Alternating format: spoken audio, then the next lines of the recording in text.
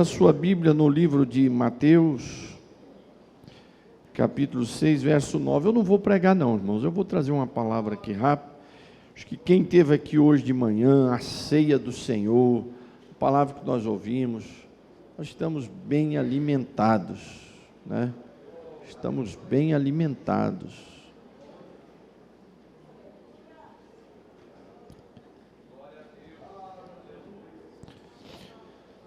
Na NAA e na corrigida, diz assim: portanto, orem assim: Pai nosso que estás nos céus, santificado seja o teu nome. Na linguagem de hoje, que é a que eu estou lendo, a leitura que eu estou fazendo desse segundo semestre, diz assim no versículo 9 de Mateus 6: portanto, orem assim. É a mesma frase aqui na primeira. Pai nosso que estás no céu, que todos reconheçam que teu nome é santo. Mas a frase que eu quero é essa: Pai nosso que estás no céu. Vamos todos juntos? 1, 2, 3. Pai nosso que estás no céu.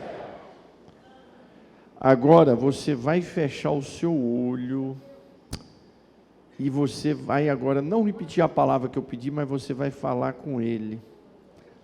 Você vai falar com esse seu Pai celestial.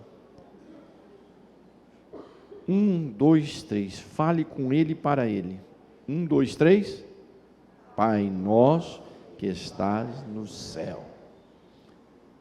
Isso é você e Ele.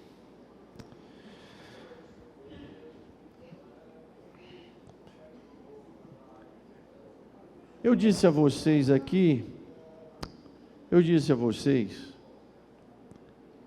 que o mundo hoje está trabalhando para destruir a autoridade paterna, através de vários movimentos. Movimentos que lutam, muitas vezes, por causas certas, mas aí esticam a corda demais. Tudo que é exagerado, ou para a esquerda ou para a direita, está errado. Tudo que é exagerado.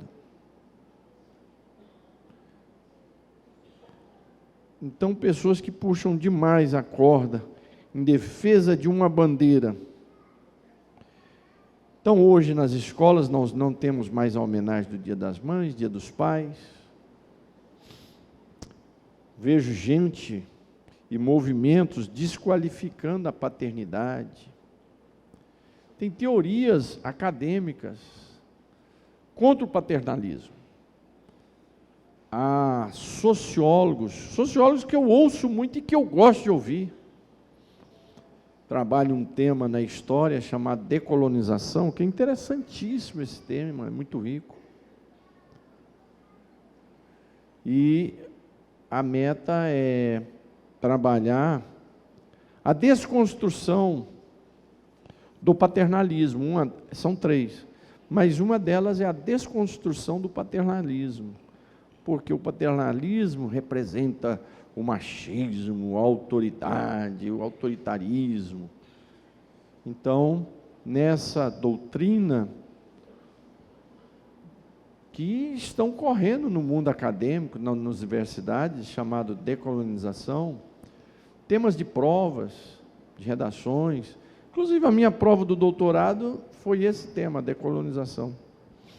Quer dizer, descolonizar essa ideia colonial europeia. Então tem o seu lado rico, interessante, mas eles trabalham contra o capitalismo, contra o paternalismo.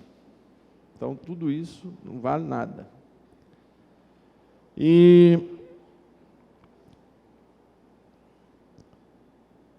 aí tentam desconstruir a questão do pai.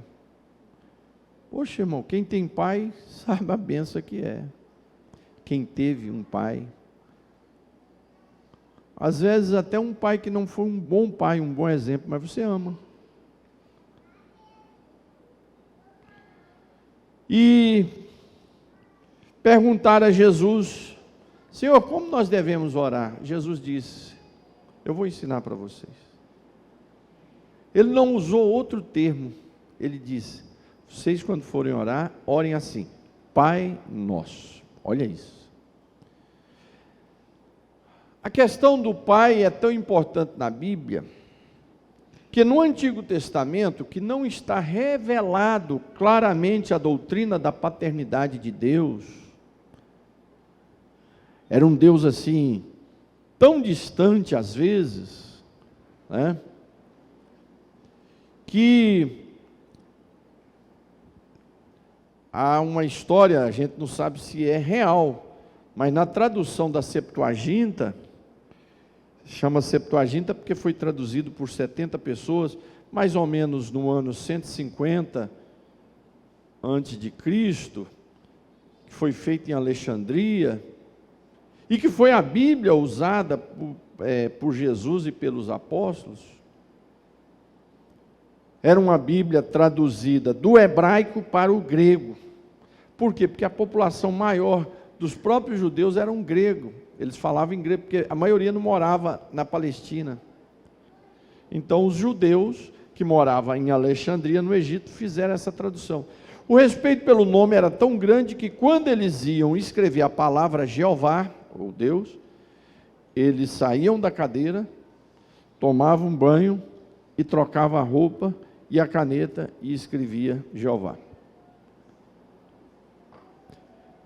Já no Novo Testamento, a doutrina da paternidade de Deus, ela é muito revelada. Então, olha só, no Antigo Testamento a palavra Pai vai aparecer relacionada a Deus, vai aparecer 15 vezes. E no Novo Testamento, ela aparece 245 vezes a palavra Pai relacionado a Deus. E Jesus é o que mais vai trazer, é o que vai revelar essa doutrina. Depois, o apóstolo João vai trabalhar muito sobre a paternidade de Deus. E Paulo vai trabalhar muito sobre a paternidade de Deus.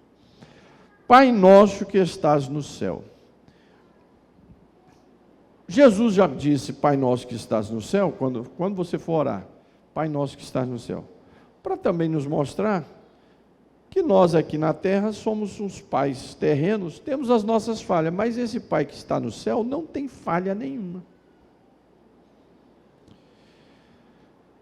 E a revelação de Deus, de Jesus, revelando essa doutrina da paternidade de Deus,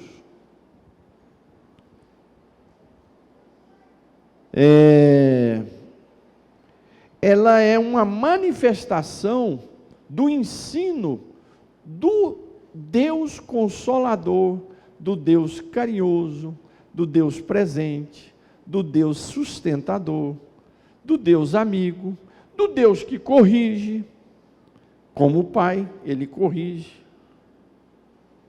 Não é só aquele Deus das religiões. Como é que era o Deus das religiões? É aquele Deus que você tem que ir lá fazer o sacrifício, senão Ele vai te matar. Vai lá, faz o sacrifício. Então faz um sacrifício para o Deus do trovão, para Ele não destruir. Então as religiões, já das civilizações pré-históricas, seus deuses, eles tinham os seus deuses, que eram deuses que tinham que estar fazendo sacrifício, inclusive, não só de animais, até de seres humanos, para acalmá-los. Então isso é uma novidade na religião. A doutrina de Pai, de Deus como Pai, é uma novidade, é uma revelação do cristianismo, da Bíblia, da palavra de Deus e de Jesus Cristo. Então olha que coisa rica. A única religião que começou a revelar um Deus paterno foi o cristianismo. Nenhuma outra religião revelava Deus como um pai. O pai é aquele que traz o aconchego, é aquele que cobra, corrige. Paulo diz, que Deus corrige, lá em Provérbios também cita isso, Deus corrige a quem Ele ama. O pai, ele corrige o filho porque ele ama. Ele não vai corrigir o filho dos outros, não é filho dele. Então, o filho dos outros, irmão, pode fazer o que for. Tanto é que muitas vezes os filhos da gente ficam meio bravos com a gente e os amigos deles é fã da gente. Os amigos deles falam, rapaz, mas que pai que você tem e tal. E os filhos nossos ficam assim meio cabreiros, falam, você não sabe a coisa quando pega. Por quê? Porque o pai, ele não vai cobrar dos amigos dos seus filhos, e nem dos vizinhos, nem de ninguém, porque ele não tem compromisso de criação e de formação. Agora, com seu filho, não. Como é filho dele, corre o mesmo sangue na veia, como é uma filha que ele ama, uma moça que ele ama. Então, muitas vezes, ele vai oferecer o carinho, mas de vez em quando ele vai chamar ela e vai corrigir. Esse rapaz, eu não quero que você namore com esse rapaz, né? Isso não dá futuro, tal. Tem que ter cuidado de falar isso, porque teve um irmão, tadinho, ele falou, eu estava querendo casar com a filha dele, aí ele chamou o pastor, o João, aquele que estava aqui, o João Arnaldo, falou, não, pastor, porque o João Arnaldo foi falar, rapaz, mas sua filha quer casar com ele e tal. Ele falou, não, ele é um pregador, ele não tem trabalho, ele não tem nada. Aí, tadinho, eu até fiquei com dó dele um dia que eu cheguei na casa do meu pai, ele estava fazendo um serviço lá, ele era pedreiro. Aí, cheguei num carrão lá, aí, terminou o serviço lá, meu pai foi pagar, eu falei, não, pode deixar que eu pago. Mas eu nem sabia dessa história, vim saber com o João depois. Eu falei, não, deixa que eu pago. Então, a gente também tem que ter cuidado de julgar as pessoas, né? Tem que ser na direção do Espírito. Mas o pai, ele está ali cobrando. E Paulo fala sobre isso, que Deus nos corrige porque ele nos ama. E Paulo ainda diz mais assim, e ele nos corrige porque ele é pai. Porque quem não é corrigido por Deus, não é filho dele. Então, quem tem pai, sempre vai ser corrigido. Então, quando Jesus, o Novo Testamento, está nos ensinando sobre pai, em primeiro lugar, é a primeira religião que vai revelar, e única, um Deus como Pai. Então é aquele que você pode chorar aos pés dele, é aquele que você está sem dinheiro e vai lá pedir aos pés dele, fala, pai, acabou tudo.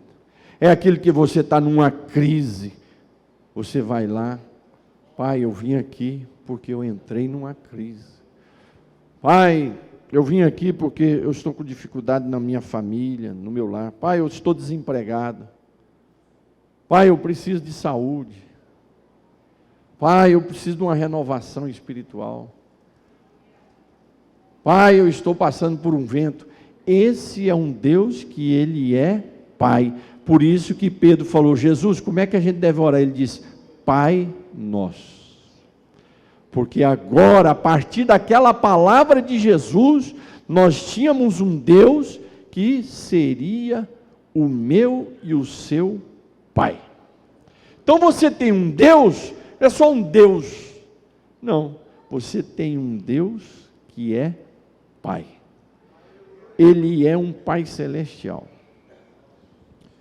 E às vezes a gente conversa, até no meio do protestantismo, tem linhas do protestantismo que tem um respeito tão grande por Deus e ao mesmo tempo entende o seguinte, o divino ele não é íntimo, o divino está lá e nós estamos aqui. E esses dias numa sala de aula eu falei, olha gente, pois eu tenho lido a Bíblia e o pentecostalismo ele entende que esse divino é bem pertinho de nós. Esse divino não está lá no céu e nós cá, não. Esse divino, ele é Pai. A gente conversa com ele e ele conversa conosco. Ele nos corrige, a gente sente, ele nos orienta, ele nos fala, ele nos diz. E olha, irmãos, assim que como todas as vezes que a gente desobedece os nossos pais, a gente quebra a cara, todas as vezes que a gente desobedece o nosso Deus, a gente também quebra a cara. E tenha certeza que assim como os nossos pais querem o melhor para nós, o nosso Deus quer o melhor para nós. Às vezes o que Ele quer o melhor para nós hoje, a gente não quer. A gente não aceita. Por exemplo, esse testemunho que eu dei aqui agora, né? Graças a Deus esse irmão me enxergou um desgraçado, porque se ele me enxerga uma bênção, quem estava lascado hoje era eu, né? E aí, então, tem coisas que a gente não entende na hora, mas como diz Charles Spurgeon, depois Lloyd Jones repetiu a mesma frase, e eu repito também, ainda bem que esse Pai Celestial, muitas das nossas orações Ele não ouve, porque se Deus ouvisse todas as nossas orações, irmão, nós estávamos perdidos. Então, muitas orações, Ele é Pai Celestial, Ele fala, ih, meu filho, você não sabe nem o que está pedindo, deixa eu pôr essa oraçãozinha aqui para o canto. E tem oração que Ele não põe para o canto, não, tem oração que Ele fala, não, isso está certo, mas não é a hora agora. Vai chegar a hora que essa oração vai ser respondida.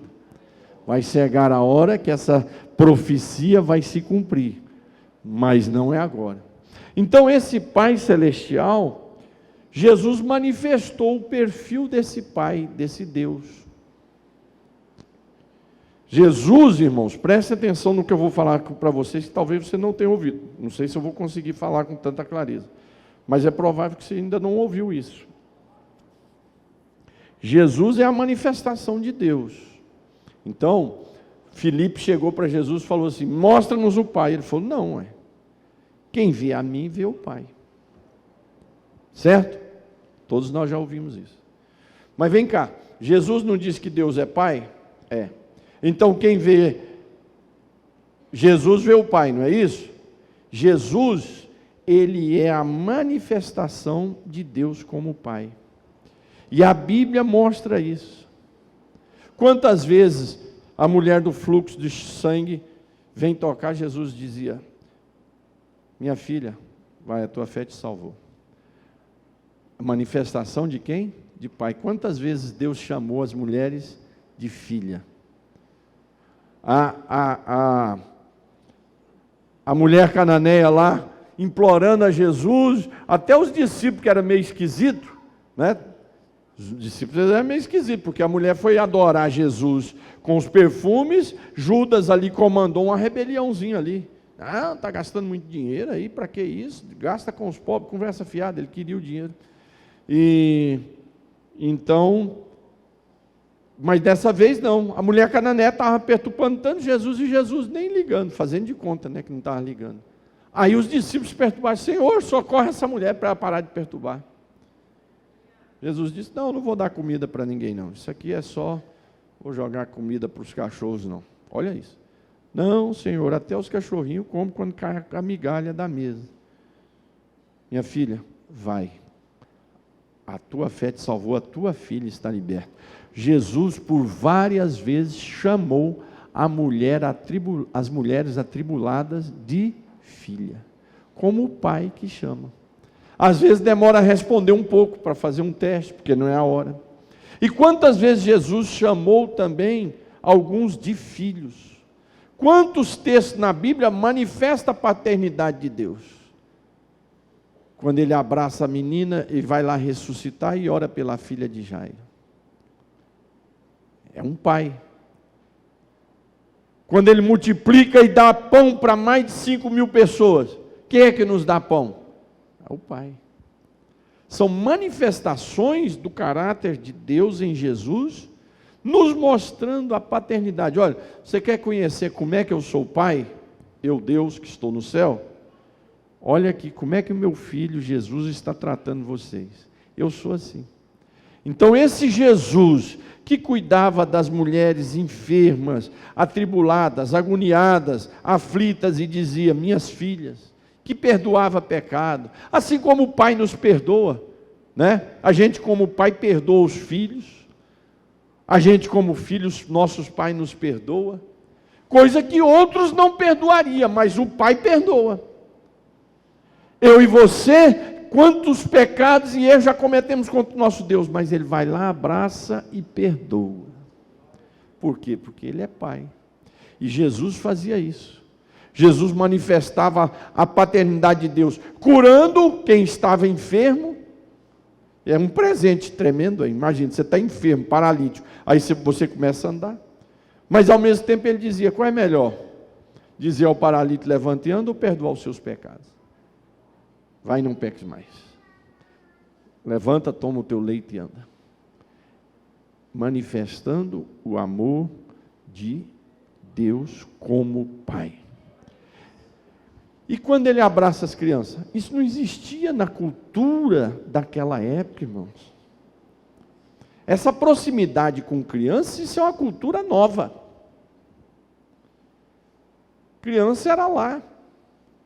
Na Grécia, as crianças eram enviadas, em Espartacos, as crianças eram enviadas com 7 anos para o exército, para treinar, e muitos não voltavam, os pais nunca mais iam ver. A cultura grega era essa.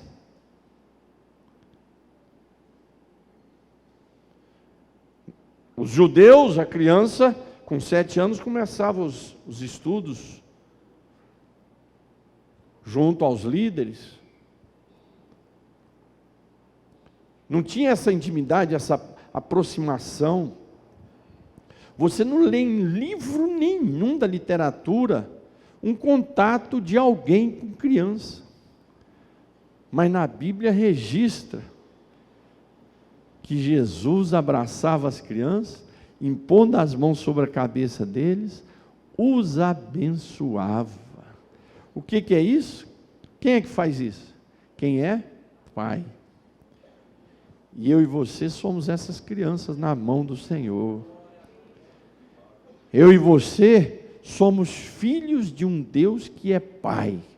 É uma palavra simples que eu estou te dando aqui hoje, mas ela é uma palavra que me traz segurança. Eu tenho um Deus Pai que cuida de mim, que zela de mim, que enxuga as minhas lágrimas, que me dá presente, que me socorre, que me corrige quando eu preciso.